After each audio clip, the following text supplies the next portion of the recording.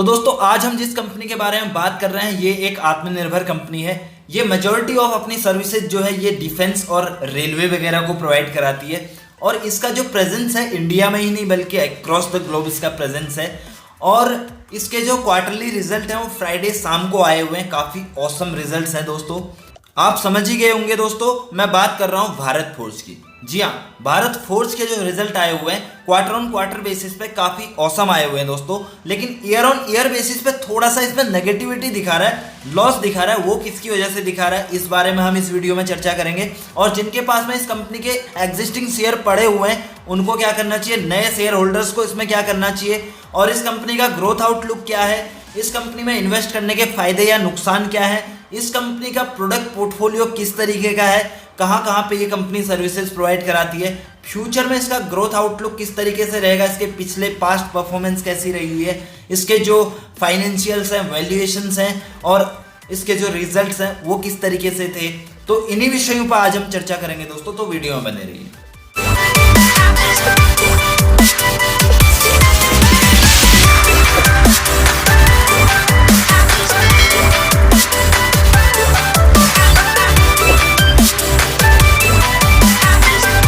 तो दोस्तों अगर इस कंपनी की हिस्ट्री की बात करें तो 1961 में ये कंपनी फाउंड हुई थी दोस्तों।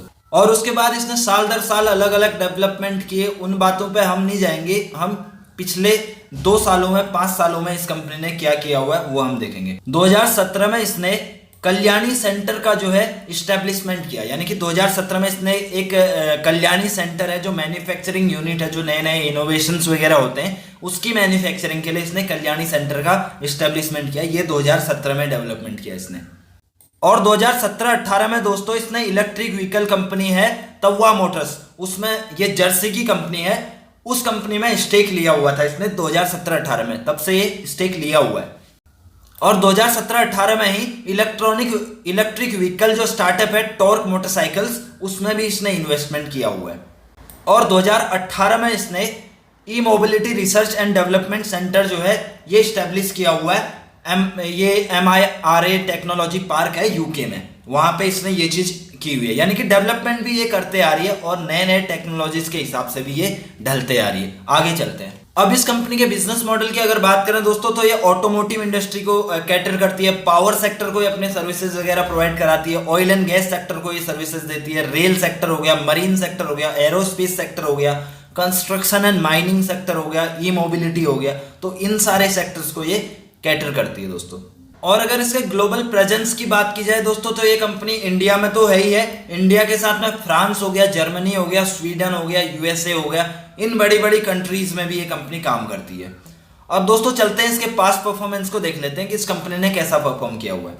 अगर 1 साल के रिटर्न की बात की जाए तो इसने 119% के रिटर्न दिए हैं दोस्तों 1 साल में। और मीडियम टर्म में कुछ खास इसने रिटर्न नहीं दिए हुए हैं। 2 साल में 62%, 3 साल में 18%, 4 साल में 25%, 5 साल में 99%, 10 साल में जो है अच्छा इसने एक तरीके से रिटर्न दिया है, कह सकते हैं 400% का, मतलब कि 5 गुना आपका पैसा कर दिया 10 साल में, तो कोई बुरा नहीं है। एक तरीके से इसने शॉर्ट टर्म में 1 साल में अगर देखा जाए या फिर 6 महीने में देखा जाए ईयर टिल डेट में, उसमें तो इसने अच्छा रिटर्न दिया हुआ है।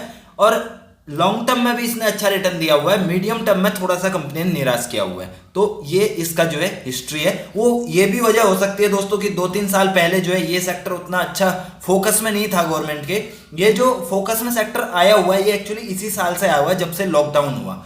तो हमें अपनी चीजों की वैल्यू नहीं थी दोस्तों। हमारे देश में भी ऐसी ऐसी कंपनीज हैं जो प्रोडक्ट्स ऐसे मैन्युफैक्चर करती हैं कि जो बाहर की फॉरेन कंट्रीज की जो कंपनीज हैं वो कर सकती हैं। जो हम इंपोर्ट करते हैं वो प्रोडक्ट हम इंडिया में भी बना सकते हैं। तो आत्मनिर्भर भारत की जो थीम है ये आने के बाद में ये जो कंपनीज है ये फोकस में आई हुई है। खासकर जो एंटी चाइना सेंटीमेंट हुआ था उसके बाद में फिर जो काफी सारी चीजें, कोविड वगैरह हो गया, तो तब से जो है ये कंपनीज फोकस में आ गई हैं।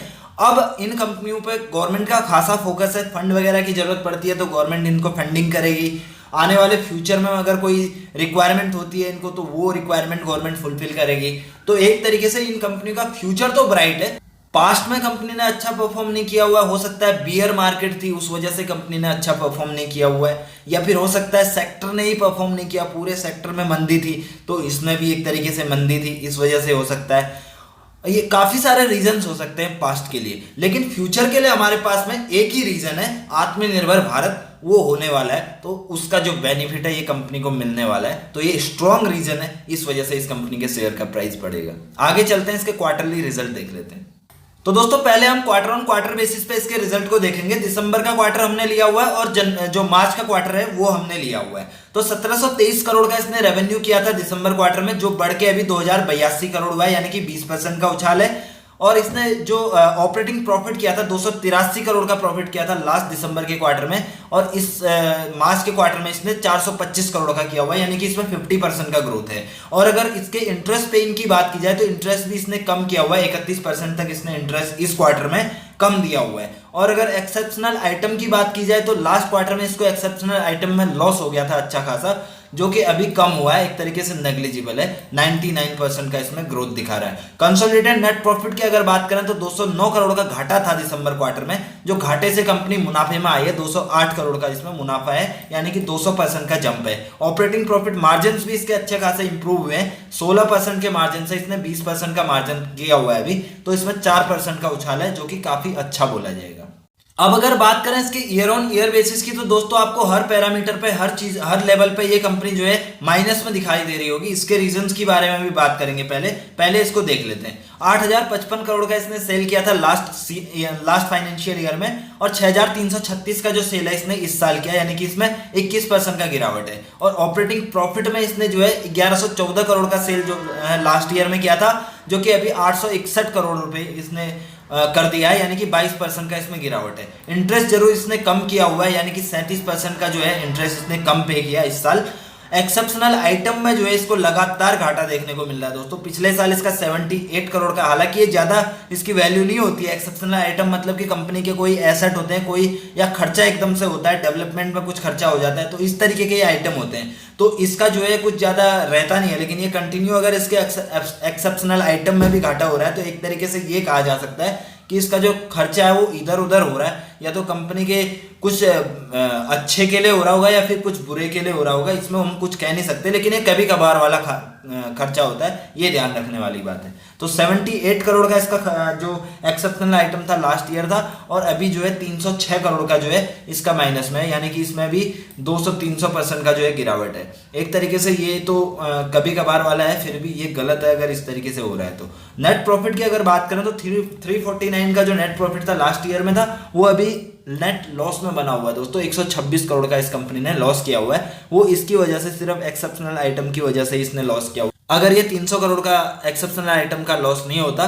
तो ये 126 लॉस की बजाय ये 126 प्रॉफिट ही दिखाता, तो ये रीजन हमें समझ नहीं आ रहा है। तो अगर देखा जाए इसके मार्जिन वगैरह की, तो मार्जिन इसके फ्लैट हैं दोस्तों। अब मैं बताता हूँ वो रीजन किस वजह से इसको ऐसा इंपैक्ट पड़ने देखने को मिल रहा है। एक तो रीजन है दोस्तों कोविड का, कि कोविड वगैरह की वजह से जो है इनको थोड़ा सा ऑर्डर्स वगैरह मिलने में प्रॉब्लम हुई। कोविड में इनने काम भी, फैक्ट्रीज वगैरह भी काफी बंद करी हुई थी, इनके प्लांट्स वगैरह बंद थे, वर्क हो नहीं रहा था फैक्ट्रीज वगैरह में। और दूसरा रीजन है दोस्तों, ये जायंट कंपनीज होती हैं, जो बड़े बड़े ऑर्डर्स होते हैं, इनके हजारों करोड़ के ऑर्डर होते हैं दोस्तों। तो ये छोटे छोटे ऑर्डर्स नहीं होते कि मतलब रेगुलर बेसिस पे मिलता रहे, इनको साल में 1-2 ही ऑर्डर मिलेंगे, लेकिन अच्छे ऑर्डर मिलेंगे बड़े वाले। तो इनकी वजह से भी इनकी जो प्रॉफिटेबिलिटी और रेवेन्यू है इसमें फर्क आ जाता है। लेकिन कहीं ना कहीं मेन जो रीजन है इसमें कोविड का ही है। तो इस कंपनी का जो पास्ट है वो तो हम देख ही नहीं रहे, वैसे भी पास्ट में इसने कैसा किया हुआ है, कैसा नहीं किया हुआ है। हमारा जो मेन फोकस है इसके फ्यूचर पे है। फ्यूचर इसका जो है, फ्यूचर के हिसाब से हम इसके लेटेस्ट जो डेटा है उसी को हम देखेंगे। लेटेस्ट डेटा के हिसाब से जो इसने मार्च क्वार्टर में अगर रेवेन्यू और प्रॉफिट किया हुआ है वो काफी अच्छा है, और अगर ये बरकरार रखती है इस क्वार्टर में भी और अगले क्वार्टर में भी, तो एक तरीके से आगे के लिए काफी अच्छा हो जाएगा। कंपनी के 2-3 क्वार्टर का हमारे को अच्छा डेटा अगर इसका मिल जाता है तो फिर ये कंपनी अच्छी हो जाएगी, काफी ज्यादा अच्छी हो जाएगी। फिर हम श्योर हो जाएंगे एक तरीके से ये कंपनी जो है अब हमें कुछ ना कुछ करना चाहिए इस कंपनी के लिए करके। आगे चलते हैं, वैसे हम अभी इसका शेयर होल्डिंग पैटर्न देखते हैं। मेजॉरिटी शेयर होल्डर इसमें प्रमोटर है, प्लेज वगैरह कुछ भी नहीं है। प्रमोटर होल्डिंग इसमें 45% है। म्यूचुअल फंड्स का इसमें 10% का स्टेक है। एफआईआईज का इसमें 25% का स्टेक है दोस्तों। तो ये एक गौर करने वाली बात है, एक पॉजिटिविटी देने वाली बात है। अगर इसका प्रमोटर विद हाईएस्ट होल्डिंग की बात करें तो कल्याणी इन्वेस्टमेंट कंपनी है, इसका जो है इसमें 13% का स्टेक है प्रमोटर होल्डिंग में। यानी कि प्रमोटर होल्डिंग में सबसे ज्यादा स्टेक इसका है। हाईएस्ट पब्लिक शेयर होल्डर की अगर बात करें तो अमानसा होल्डिंग प्राइवेट लिमिटेड है, उसका 3% का लगभग इसमें स्टेक है। इंडिविजुअल इन्वेस्टर्स की बात करें तो ये एचएनआईज वगैरह का जो इन्वेस्टमेंट है इसमें 8.62% है, और अगर ओवरऑल नॉन इंस्टीट्यूशनल का देखा जाए तो 16.85% इसमें नॉन इंस्टीट्यूशनल का है। एनीवे, इसके फाइनेंशियल थोड़ा सा हम देख लेते हैं। भारत फोर्ज लिमिटेड इस कंपनी का नाम है, 751 इसका जो है करंट मार्केट प्राइस है। मार्केट कैप की बात करें दोस्तों तो ये 34,970 करोड़ की मार्केट कैप की कंपनी है। 38,743 करोड़ इसका एंटरप्राइज वैल्यू है। नंबर ऑफ शेयर्स इसके 46 करोड़ है। फेस वैल्यू इसका 2 है। प्राइस टू बुक इसका 6.88 है। पी इसका 0 बता रहा है क्योंकि घाटे में है कंपनी। डिविडेंड यील्ड कुछ खास नहीं है इसका। बुक वैल्यू 109 है। कैश इसके पास में 575 करोड़ है। डेट इसके पास में कैश के मुकाबले काफी ज्यादा 4,348 करोड़ इसका डेट है। प्रमोटर होल्डिंग जैसा कि पता है हमको 85 है, 45% है। और अगर ईपीएस की बात करें तो माइनस में है, आरओसी कम है, आरओई भी कम है, सेल्स ग्रोथ भी नेगेटिव में है, प्रॉफिट ग्रोथ जो है इसमें पॉजिटिव में है। और फिन स्टार ओवरऑल अगर देखा जाए तो 3 स्टार इसको मिले हुए हैं। और इसके पीयर्स के साथ में इसको कंपेयर करने का दोस्तों कोई मतलब नहीं है क्योंकि इसका 0 पी है, तो एक तरीके से हम इसको नहीं देखेंगे। इसके पिछले 5 सालों की परफॉर्मेंस देख लेंगे दोस्तों कि इसने पास्ट में कैसा किया। 2016 में इसने 6,809 करोड़ का रेवेन्यू किया, 2017 में 6,396 करोड़, 2018 में 8,357 करोड़, 2019 में 10,145 करोड़ और 2020 में 8,055 करोड़। यानी कि एक तरीके से जो मैं बोल रहा हूँ ना कि इसके जो रिजल्ट होते हैं वो बराबर ऊपर नीचे होते रहते हैं। तो ऑर्डर बुक के ऊपर काफ़ी डिपेंड करता है इसका कि ऑर्डर्स वगैरह कैसे इसको मिलते हैं। तो ये ज़्यादा घबराने वाली इसमें कोई बात नहीं है। Over the period of time अगर 2016 में और 2020 में अगर देखा जाए तो जो इसका रेवेन्यू है वो बढ़ा ही है, कम नहीं हुआ है। और अगर इसके प्रॉफिटेबिलिटी की बात करें तो 648 करोड़ इसने जो प्रॉफिट था वो 2016 में किया था, 2017 में 704 करोड़, 2018 में 762 करोड़, 2019 में 1032 करोड़ और 2020 में 349 करोड़। और current liabilities to current asset की अगर बात करें दोस्तों तो ये भी एक तरीके से ठीक ठाक ही है, 1.5 गुना होना चाहिए, हालांकि 1.5 गुना है नहीं है, फिर भी ठीक है, कोई दिक्कत नहीं है। हम इसके फ्यूचर को अगर देख रहे हैं तो इतना थोड़ा बहुत 1.5 या 1.4 जो है इतना फर्क नहीं पड़ता। आगे चलते हैं। अब अगर इसको थोड़ा और पैरामीटर्स पे भी देखा जाए तो दोस्तों इंट्रिंसिक वैल्यू से ऊपर है कंपनी, एफडी रेट से अच्छे रिटर्न दिए हैं, डिविडेंड देती नहीं है कंपनी, एंट्री पॉइंट अच्छा है, रेड फ्लैग वगैरह कुछ भी नहीं है।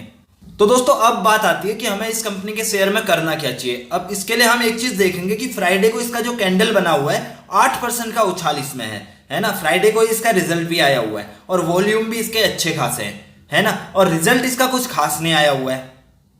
अगर देखा जाए क्वार्टर ऑन क्वार्टर बेसिस पे छोड़ दिया जाए, वैसे अगर रिजल्ट देखा जाए कुछ खास नहीं आया हुआ है। तो वजह क्या है इसमें बाई करने की? तो ये बाई तो इसी वजह से हुआ है, ये कैंडल इसी वजह से इतना वॉल्यूम के साथ में बाइंग हुई है, इसी वजह से हुई है क्योंकि जो है ये कुछ पॉजिटिव चीज फ्यूचर के लिए दिखाई दे रही है। इसके दो रीजन हो सकते हैं। या तो फिर फ्यूचर पास्ट का जो रिजल्ट था, मार्केट को अनुमान था कि इस तरीके का रिजल्ट आने वाला है और उस अनुमान से और बेहतर रिजल्ट आ गए। मतलब कि रिजल्ट तो खराब आया लेकिन अनुमान जो था वो और खराब आने का था, इस वजह से ये बाइंग हुई है। और या तो फिर जो मैनेजमेंट ने फ्यूचर के लिए जो कमेंट्री करी है कि फ्यूचर में हम इतने कंपनीज को एक्वायर करेंगे, मतलब कि क्या है, इलेक्ट्रिक व्हीकल के साथ में भी कंपनी जा रही है, डिफेंस के लिए तो काम कर ही रही है, फॉरेन से भी ऑर्डर्स वगैरह ले रही है। तो इतना ऑर्डर बुक अगर आप देखोगे तो यकीन नहीं होगा आपको इस तरीके की इसकी ऑर्डर बुक अभी न्यू आ चुकी है। तो हो सकता है उस बेस पे इन्वेस्ट किया हो। तो ये 2 रीजन है जिसकी वजह से इसमें इन्वेस्टमेंट हुआ हो, है ना। और तीसरा जो है किसी ने रैंडमली कर दिया हो कि यार अच्छा ही रिजल्ट आएगा इसका, कर देता हूं। वो तो फिर रैंडमली अगर होगा तो ये नीचे और आएगा ऐसे, ठीक है। और अगर रैंडमली नहीं होगा, स्ट्रेटेजिक होगा, तो फिर ये इससे नीचे आने वाला है नहीं। अब जो इसमें पोजीशन बना के रखे हुए, अगर चाहे तो थोड़ा थोड़ा प्रॉफिट बुक कर सकते हैं, है ना। आधा प्रॉफिट बुक कर ले और आधा जो है पड़े रहने दें, इस तरीके से कर सकते हैं। फिर अगर नीचे आ जाता है फिर ले ले, सही है। और चांसेस हैं इसके 75% चांसेस हैं ऊपर जाने के और 25 चांसेस हैं नीचे आने के। यानी कि 2 रीजन है ऊपर जाने के और 1 रीजन है नीचे आने का। नीचे आने का रीजन खराब रिजल्ट, ऊपर आने का रिजल्ट एवरेज रिजल्ट, और दूसरा जो फ्यूचर का जो आउटलुक है वो। बाकी हमें अगर कहीं पे बाइंग की अपॉर्चुनिटी मिलती है, नीचे आ गया ये शेयर गलती से, तो हमारा जो इसमें बाइंग होगा, यहाँ से बाइंग हमारी स्टार्ट होगी, उसके बाद यहाँ पे होगी, फिर उसके बाद यहाँ पे होगी, फिर एक तरीके से मतलब यहाँ से हम बाइंग चालू करेंगे 688 के लेवल से। ठीक है सर, तो इस तरीके से हम कर सकते हैं।